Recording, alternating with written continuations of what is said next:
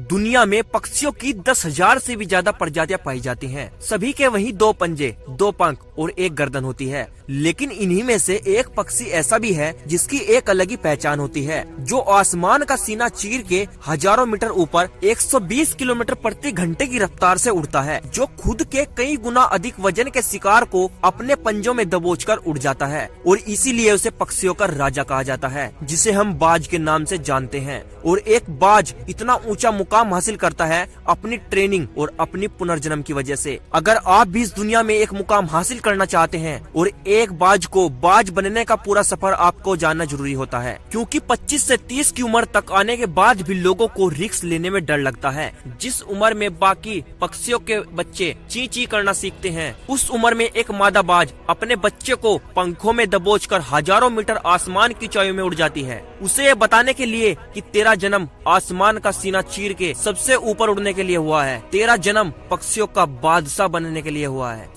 जमीन से हजारों मीटर ऊपर ले जाकर मादा बाज अपने पंखों से उसे छोड़ देती है और यहीं से शुरू होती है उसकी हाई रिस्क ट्रेनिंग। वो चूजा जमीन की तरफ तेजी से गिरने लगता है, थोड़ा नीचे आता है और उसके पंख खुलने लगते हैं। नीचे आते आते वो अपने पंख फड़फड़ाने लगता है, लेकिन वो अभी तक उड़ना नहीं सीखा है। वो जमीन से कुछ ही ऊपर होता है, ऐसा लगता है कि कुछ ही सेकंड में उसका जीवन समाप्त हो जाएगा, लेकिन अचानक एक पंजा उसे अपनी गिरफ्त में लेता है और वो वापस आसमान में उड़ जाता है। वो पंजा होता है उसकी माँ का, जो उसके पीछे उड़ रही थी। उसकी ये ट्रेनिंग तब तक चलती रहती है जब तक वो उड़ना नहीं सीख जाता। इतनी हाई रिस्क ट्रेनिंग होने के बाद इस दुनिया को एक बाज मिलता है। बारिश के वक्त जब सारे पक्षी आश्रय की तलाश करते हैं, तब यही बाज उसी बारिश में आसमान को चीरते हुए ऊपर निकल जाता है और बादल से कहता है, तू बरस ले, कितना बरसेगा, और फिर नीचे आकर चैलेंज करता है। एक बाज की उम्र लगभग 70 वर्ष की होती है, लेकिन जब वह 40 वर्ष का होता है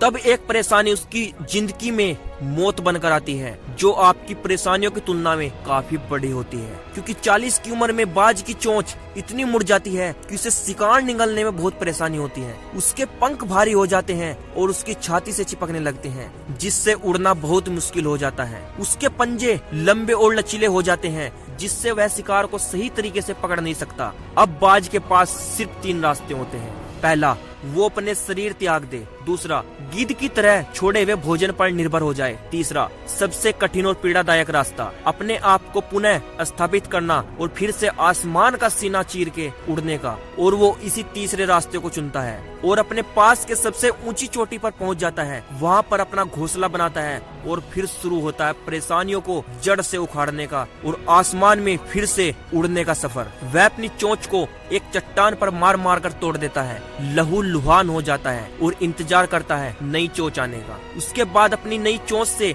अपने पंजों को काट देता है और फिर इंतजार करता है नए पंजों के उग जाने का। और उसके बाद वह अपने एक एक पंख को अपने शरीर से अलग कर देता है और फिर इंतजार करता है नए पंख उग जाने का। और इस प्रक्रिया में पूरे 5 महीने का समय लगता है। इन 5 महीनों कड़ी तपस्या से एक बाज का पुनर्जन्म होता है। वो फिर से तैयार हो जाता है आसमान का सीना चीर कर उड़ने के लिए। जो 3 रास्ते बाज के पास थे, वही 3 रास्ते आपके भी पास होते हैं, लेकिन कुछ लोग पहले रास्ते को चुनते हैं और परेशानियों के तले दबकर सुसाइड कर लेते हैं। ज्यादातर लोग दूसरे रास्ते को चुनते हैं। वो परेशानियों का बोझ पड़ते ही अपने लक्ष्य को छोड़ देते हैं और एक नॉर्मल लाइफ जीने लगते हैं। और कुछ वो लोग भी होते हैं जो इन परेशानियों को लात मारकर अपनी मेहनत के दम पर बाज की तरह आसमान की बुलंदियों को छूते हैं। दोस्तों, बाज की ट्रेनिंग हमें बहुत बड़ी सीख देती है कि अगर रिस्क लेना पड़े तो लो, कि अपने फील्ड में अपने आप को इतना ट्रेंड कर लो कि उस फील्ड में आपसे ऊपर उड़ने के बारे में कोई सोच ना सके। लोगों के पसीने छूट जाएं, तभी आप उस फील्ड के बादशाह कहलाओगे। दोस्तों, अगर वीडियो पसंद आई हो तो इसे लाइक कर जाना।